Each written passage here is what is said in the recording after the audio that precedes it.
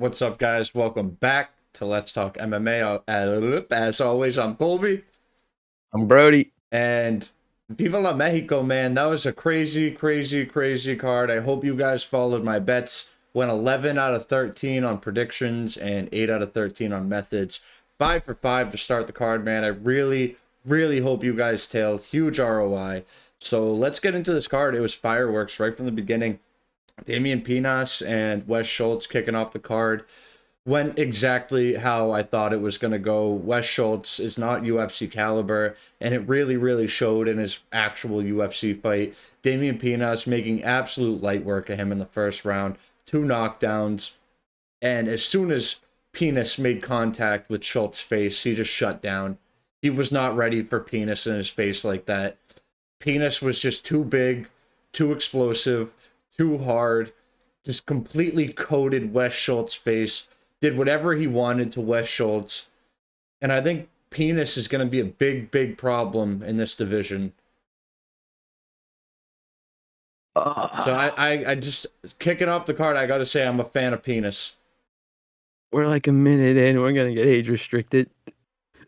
Dude, I thought Schultz would have had more in him. I went with the long hair brethren over here, man. I thought he could do something.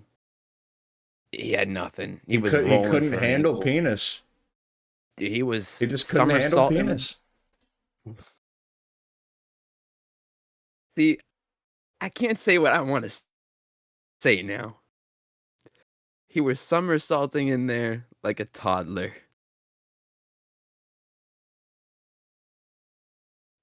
And he got hit hard in the face by Damian. Damian put him out. Damian put him out. Damian knocked him out. I had Schultz sub. Hopefully y'all didn't tail that. Terrible decision on me. Quick fight. Moving up, we had another quick fight. Again, went exactly how I said it was going to go. Francis Marshall wasn't looking to be in there very long, especially with that elevation. Eric Silva, almost 40 years old, coming off that brutal knee injury. And again, it went exactly how I told you guys it was going to go. Francis Marshall having absolutely no problem getting this fight to the ground and quickly wrapping up the rear naked choke. He's now 5 submissions, 1 KO in the UFC. Not all in the UFC, but in his professional career. And yeah, it just, I don't have a whole lot to say. It went exactly how I thought it was going to go and exactly how it should have went. Silva tried. He tried. He was throwing random shit out there. Did his best he could. Marshall clearly just younger, faster. He had the edge everywhere. Yeah. Stronger, and he just made light work of him. I thought he would have gave up on the sub attempts and just went for a TKO. But you were right. He stuck to his submission skills and he got it. I was thinking the exact opposite. I thought he would get him down, try to ground and pound him, and try to not gas himself out and go for a sub, but he didn't even bother. 3 significant strikes, just went straight for the submission. If it ain't broke, don't fix it, man. Good job, Francis Marshall. Moving up. Another correct prediction, but wrong in the way we thought it was going to go. We did say if it went to decision, Regina Tarrin would probably be getting it based off of Mexican bias, but there was no bias here. Regina Tarrin dominated this fight. Don't let the 30-27 fool you too much if you didn't see the fight. This was a banger. While the fight was going on, we were saying this has to be fight of the night. I don't know how you top this. Regina Tarrin coming in on 3 days short notice. Catfishing you guys. Looking great. So her hands crazy, power good, speed good, and she looked really ready. I can't wait to see her on a full camp. What are you thinking about this one, Brodie? You frozen there? You know, this was a crazy fight. This fight of the night deserving. I mean, round 1, Regina came out of there just pressure forward heavy, constantly striking, matching Ernesta for the strike count. She hurt Ernesta. She hurt her. Yeah, she did in the second round, right? I think every round she hurt her a bit. I think they were both trading, but I think the first round was where I really noticed it. Like she connected with that right, and it dazed her Nesta. Yeah, she buckled her for a second. And I told you guys, her rights have power in them. They are strong. This was a back and forth. I thought Regina clearly won rounds 1 and 3. Yeah. I thought round 2 was Nesta.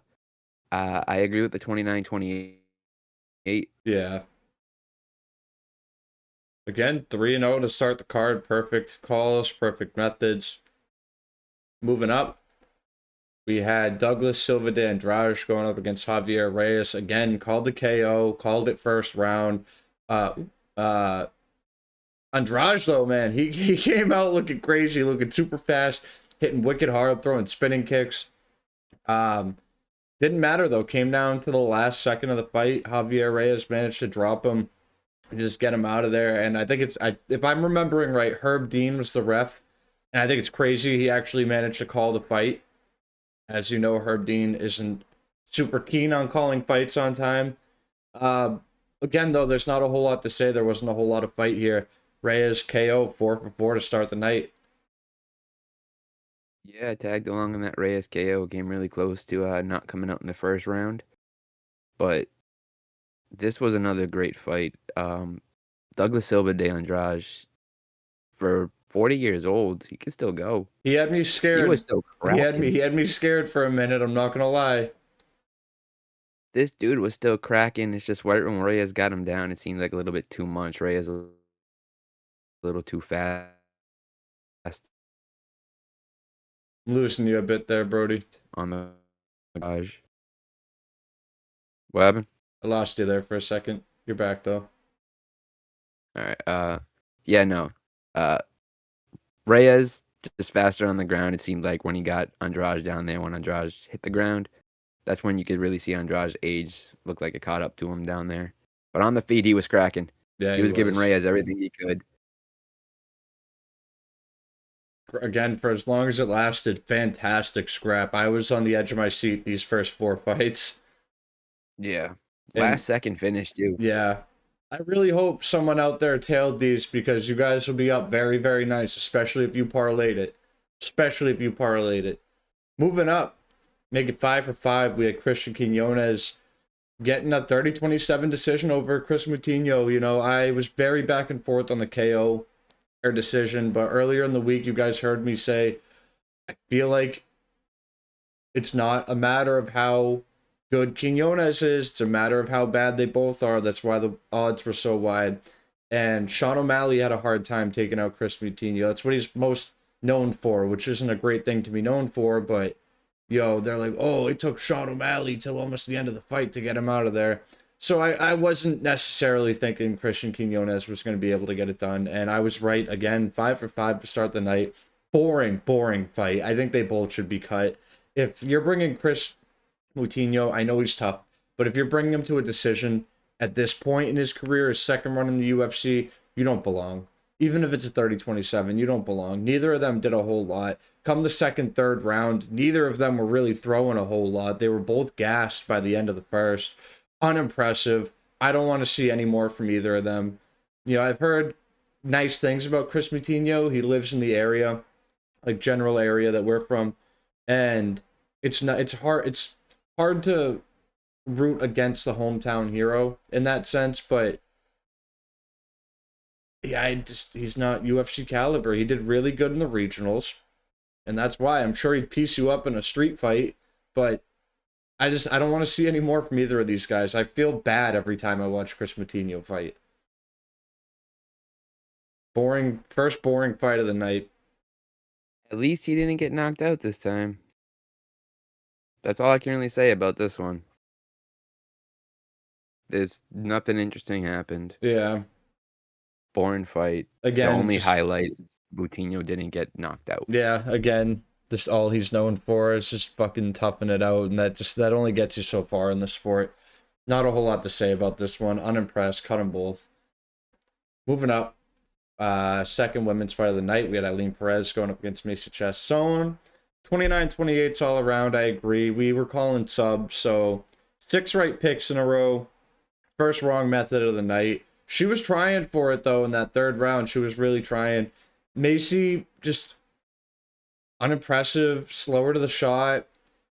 She was having a little bit of success in the first round, but like Brodie's mentioned before, once she starts breaking mentally, that's all she's got. She had some control time throughout the first round, and she got outstruck 3.5 to 1. She doesn't have a lot of damage in her shot. She doesn't have great work on the ground. And Perez was kind of able to just she got 6 takedowns, and she was able just to control the fight the whole time. And I thought she would be able to put in a little more work on the ground. I really thought Perez was going to be able to wrap up that sub.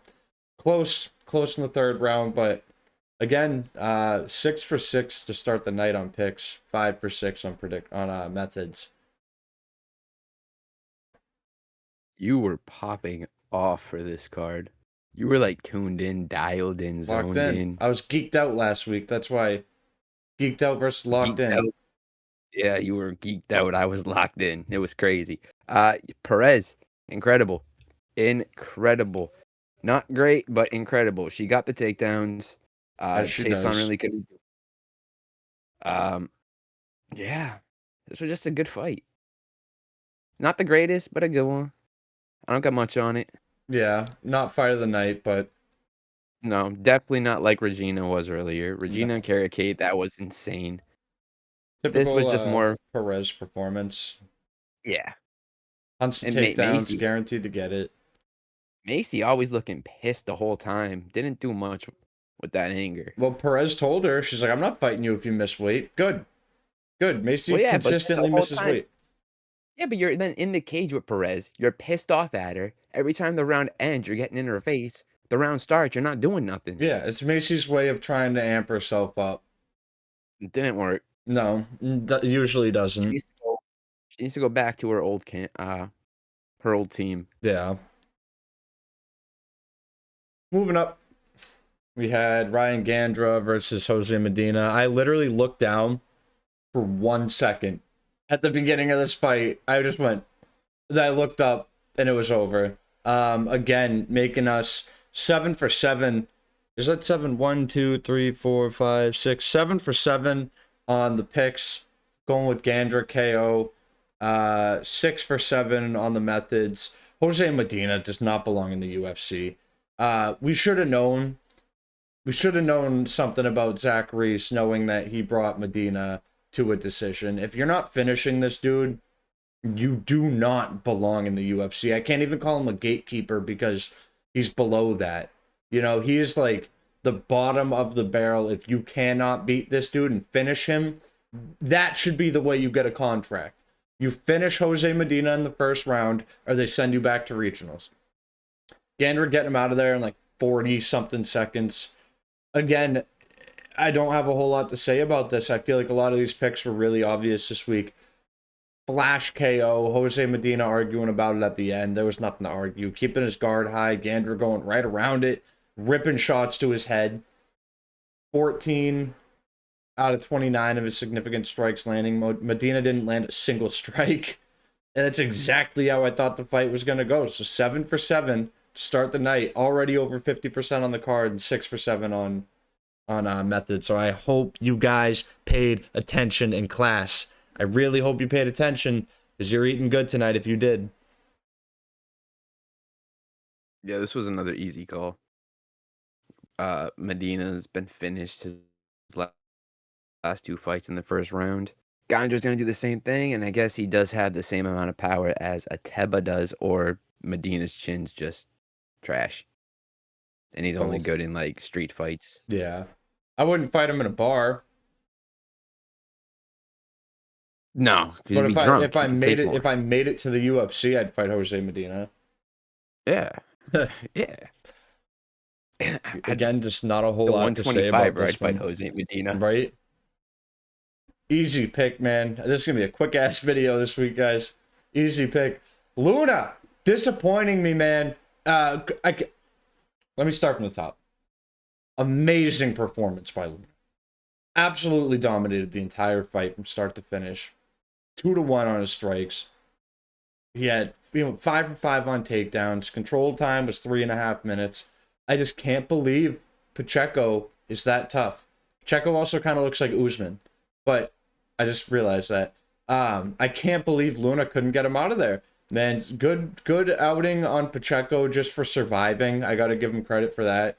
But I was so confident that Luna would be able to get him out of there. 21 years old though, on the up and up.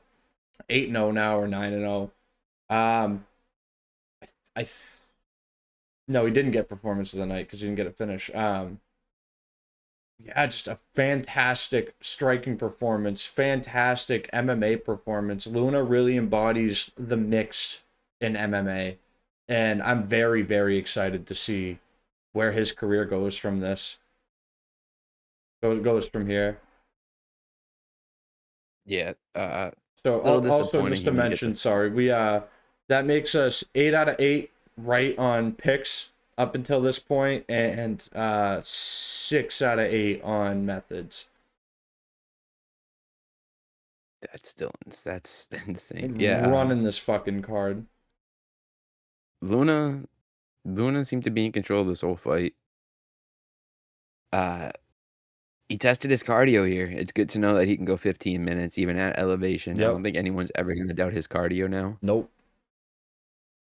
Prachnio, Pacheco, dude, resilient. He's tough. He's tough. He is tough. There's a reason why he's never been finished. But yeah, there's not much more I can really add. This was a great fight for Luna. He seemed to have this anywhere he wanted it.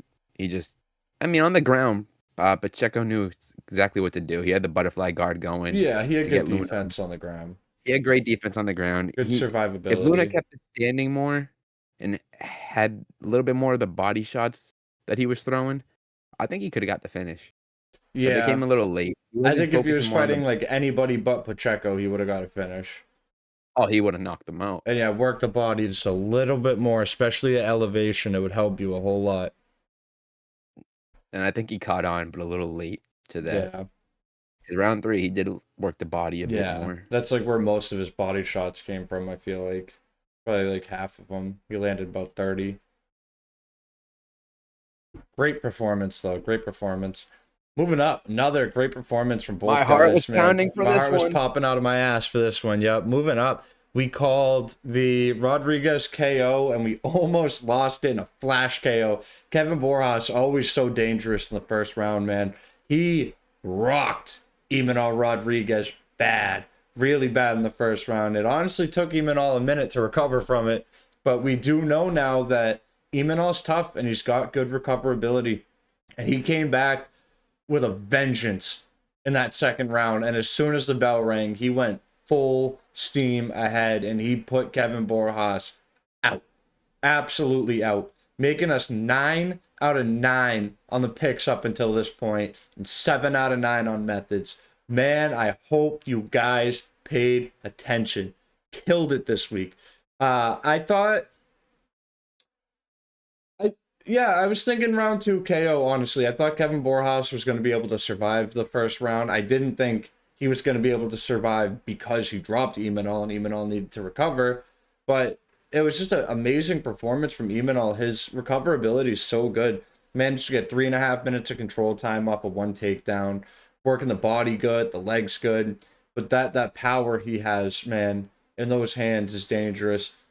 Showing up and showing out like a Mexican boxer. And again, I've been high on this kid since the beginning of the Ultimate Fighter season last year. I'm still really high on Imanol, and I cannot wait to see him fight again. Ace the card up until this point. Imanol has good recovery, but that chin he gets dropped like medic. Did you lose me? Am I back? You're back. Yeah, no. Imanol has good recovery, but he gets dropped like medic. That chin's gonna cost him at a certain point. I don't think he'll ever be a top 15. Nah, he's Mexican, dude. He's not gonna get knocked out this early in his career. Dude, that shit. Look at Zell Huber. We'll get to him. Don't compare them. Don't compare them. We'll get to him. This dude got dropped 3 times in the first round. That's okay. If he didn't get that, okay. He's still better than Zellhuber. He's still better than Zellhuber. My heart was pounded. My heart was pounding. It's because he throws. That's why he's better than Zellhuber. Yeah. But my heart was pounding. I can't see Imanol being top 15. I think that chin's going to cost him eventually if he doesn't learn how to slip, dodge, and duck. He'll learn. He's like, what, 25, 23, something? He's wicked young. He is young, but he could be caught in his ways of just, I'm going to go forward. They can't take me down. They can't knock me out. Oh, he's 26. Yeah, he's wicked young. I think he's going to do good in his career. I could see him top 15. I can't. Flyweight's dangerous right now, but... Moving up, we had another correct pick. Edgar Chairez going up against Felipe Bunes. Felipe backpacking Edgar for the majority of the first round, not really able to get a whole lot off of it, kind of just peppering shots at him from his back. And then, so I definitely gave Bunes the first round there. Chairez really didn't do a whole lot in that first round.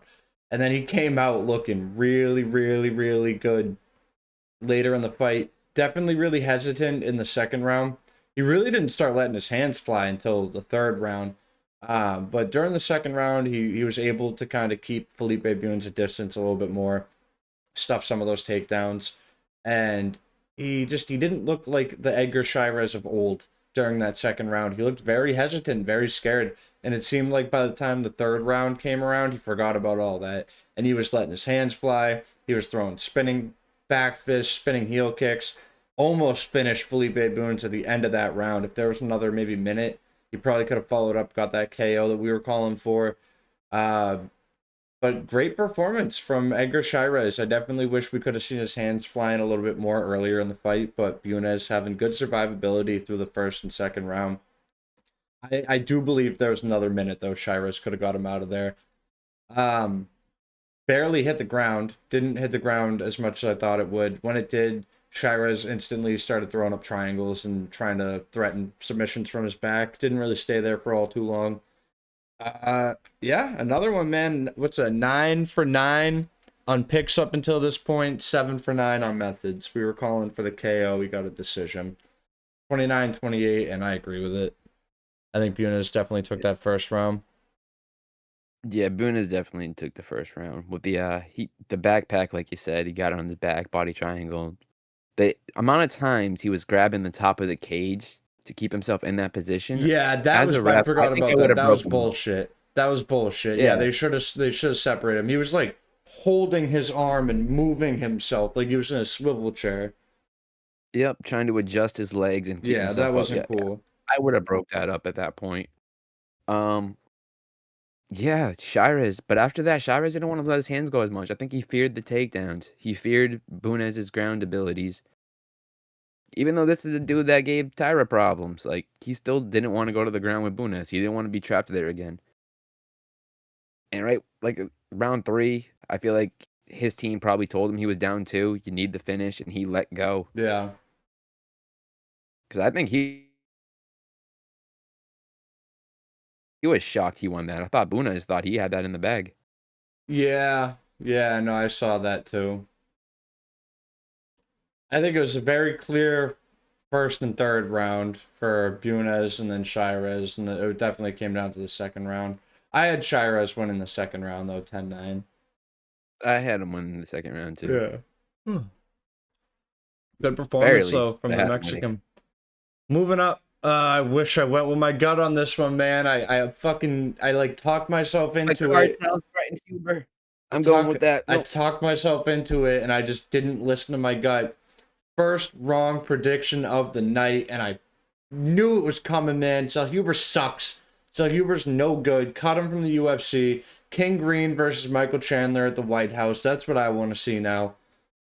I'm sick of Zellhuber. I'm sick of this dude. -900 favorite against Michael Johnson. -450 favorite against King Green. And I said all this earlier in the week, too. I said King Green has the same physicality as Michael Johnson. Zellhuber's going to freeze up out there, Bobby Green's going to piece him up, and if he wins, it'll be by knockout. And I didn't make it my official prediction. That's my fault. I decided to go with the masses and go with the Zellhuber decision. Did not happen. Bobby Green of old, yes, Bobby Green of old, showing up and showing out, looking amazing, styling on him, shoulder rolling on him, clowning on him, laughing at him, talking to him, and then knocking him out in the second round, making it look too easy. Yeah, making Zellhuber look like he doesn't even belong in the sport of MMA.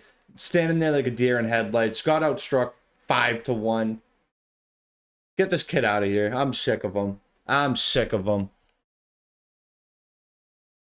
Great performance from Bobby Green. Bobby Green throws another party at his strip club. Yep. Rightfully so. Yeah.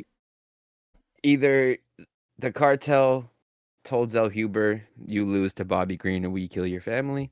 No, Zellhuber is absolutely trash. Did the cartel say that to him in his last fight or his fight before that? Or any of the fights where he's been massive favorites? We don't know. Oh. Yeah, we don't know. I mean, it's a good question. Somebody might have. I did. Big favorite, go out there and lose so we win money. FBI. Yeah, no. But Bobby Green, good job. I can't believe I didn't see that coming. I saw it coming too. I don't know why I didn't pick it. I can't believe I didn't fucking pick it. I literally said exactly how this fight was gonna go. I said exactly how it was gonna go, and then I was like, all right, yeah, let me stop fucking hitting this now. I can't believe it. If Bobby Green fought somebody who wasn't making their UFC debut in their last fight, I 1000% would have pulled the trigger on him. I was like trying to convince myself not to have recency bias because I was like, all right, he looked really good against Gibson, but who the fuck is Lance Gibson? And I was like, at least Zellhuber's been in the UFC. Bobby Green tends to have problems with people like, I say that Bobby Green has that Michael Johnson physicality. All right, Daniel Zellhuber has that, oh my God, why am I blanking on his name?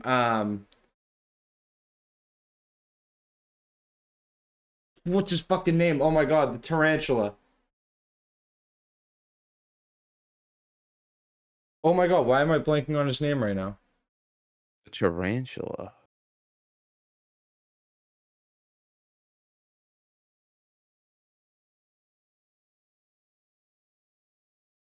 Who's the dude that knocked out Bobby Green and just hit him like 40 more times? Why am I... Jalen Turner. Zellhuber has a Jalen Turner build. So I was saying stuff like that to myself. I was like, all right, da da da da da da, and I didn't end up pulling the trigger on it. But you live and you learn. First wrong pick of the night. And honestly, the way, yeah, I know. I said it. I was like, he's gonna be standing there not knowing what to do. You live and you learn. First wrong pick of the night. Would have been a lot nicer to hit it. Moving up. This one was easy to call, man. David Martinez by decision. Chito Vera, surprisingly, didn't look too surprised that he lost his fight. A little bit, but not like shocked. David Martinez started really strong, ended kind of slow. Again, Chito Vera just passed the point of no return in his career. He just doesn't carry the same oomph in his shots that he used to. He doesn't have the same sting. He doesn't have the same drive. He's not as fast as he used to. He's just he has a lot of miles. A lot of miles on his dashboard. Chito Vera is one of those dudes you always want to root for, but it's hard to actually bet on him at this point in his career. And I don't have a whole hell of a lot to say about this fight. It wasn't fantastic. I didn't think David Martinez was going to be able to get Chito Vera out of there. He's never been knocked out. Didn't think it was going to start here. So, what's that? 10 out of 12 on the night, 11 out of 12 on the night up until that point. And another method, right? Yeah. I mean, we all saw this coming. At yeah. least us that didn't bet on Chito. The ones who did probably took the 3.5 line. That was the only thing that hit for Cheeto, it looks Hopefully like. they did, yeah. Cheeto, what do you do with him? You got to get rid of him at this point. They're like, use him as a low level gatekeeper. But he's expensive. Yeah, that's the thing. It costs them a lot of money. So you either have to put him up against like murderers or let him ride out into the sunset. Damn, that's so sad. I know it's a shame. He's not the Cheeto old. It seems like O'Malley took something from him. A little bit. That knee. Yeah. But yeah, Martinez, great job. The first 2 rounds, he was dancing on the outside, making it really difficult for Cheeto to find him, make contact. Round 3, elevation, Martinez slowed down a bit. That's when Chino started finding more success. Yeah. We knew Cheeto wasn't going to slow down. He just weaponized cardio. That he does. But Martinez, great job at just doing what Imanol couldn't do, slip, duck, and dodge. Yeah.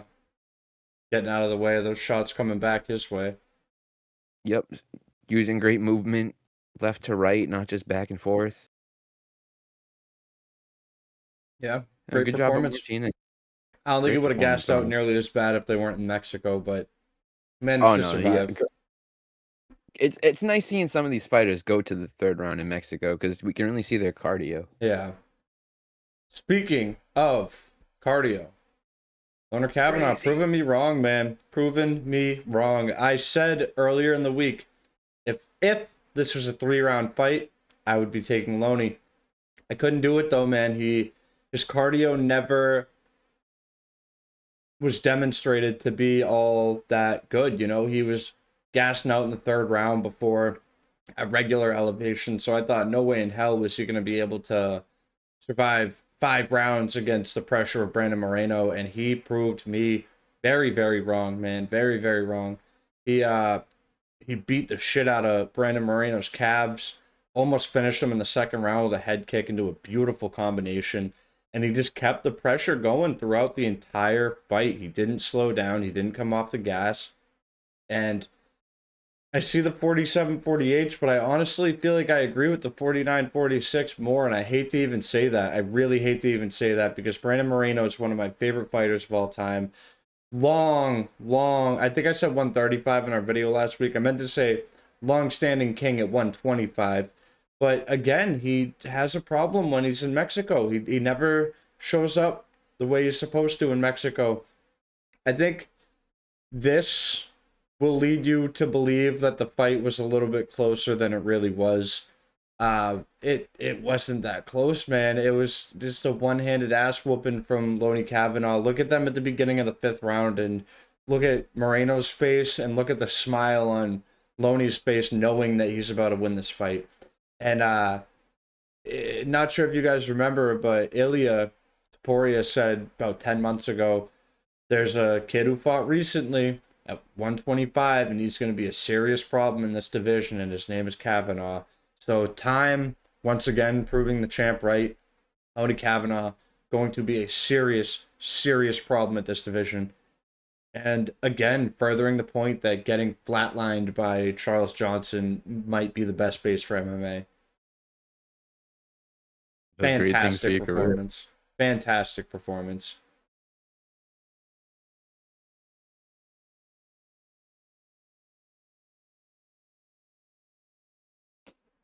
What do you have for this one, Brodie? I agree with the 46-49. Yeah. At a certain point, Moreno's calves were just too beat up. He didn't even want to stand on them. He was just holding Kavanagh against the cage. That's where all that control time comes from. Yep. Didn't have him on the ground. He was just against the cage. He couldn't get one takedown. Kavanagh, great takedown defense. He proved me wrong here, too. I thought Moreno would easily get him down. Get down a gassed Kavanagh in like the 4th round and sub him out. That didn't happen. Kavanagh's cardio somehow holds up in a fight that he wasn't planning on doing in a location that he wasn't planning on fighting in. It's kind of crazy. Man. It is crazy. It is crazy. But this is the 2nd time Moreno has lost to a short notice opponent in Mexico. Yeah, I guess forever fade Moreno in Mexico. Unfortunately. Yeah, I was thinking that too earlier in the week that he has a very bad track record in Mexico. But it was the cardio aspect. If honestly, I know, yeah, whatever fucking already happened. But if this fight was anywhere but Mexico, I think I would have picked Loney by decision. I probably would have picked Loney by KO, but I think I definitely would have been leaning him more if his cardio wasn't so prominent in my mind at the time. I probably still would have picked Moreno sub because I wouldn't have liked Loney just getting knocked out. Yeah. So my call was wrong there. Yeah. Overall on the night, though, I went 9-13 on picks, 4-13 on correct methods. I went 11 and 4 out of 13. 9. Yeah. 11 and 13 on picks, and I think 8 out of 13 on methods. Or 9 out of 13 on methods. The bot went 8 out of 13 on picks, 7 out of 13 on methods. So not terrible, 61%. Did 71% last week. Real quick, going over Brodie's picks. See what hit. 2 of them hit. Bang, bang. We hit some money, guys. We ended up hitting a good chunk of change. Not like a lot. I'm still down some money from this week. I just see the rest of the bets did not pay out. They were close. But not too much as, something did come back to us. We ended up hitting the Reyes Andrade fight does not go to round 3 at a plus 120. So that was some easy money back. And then we ended up hitting the sure thing parlay Perez plus Vera Martinez goes to decision plus the Rodriguez KO, which I was sweating my ass off. Did you hit your sure thing last week? Huh? Did you hit your lock prop and your sure thing last week? Nope. Because of Reese, right? Was that last week? Yep, Reese was last week. Oh, good. Yeah. Happens. We'll start the streak here. But yeah, this is where it starts.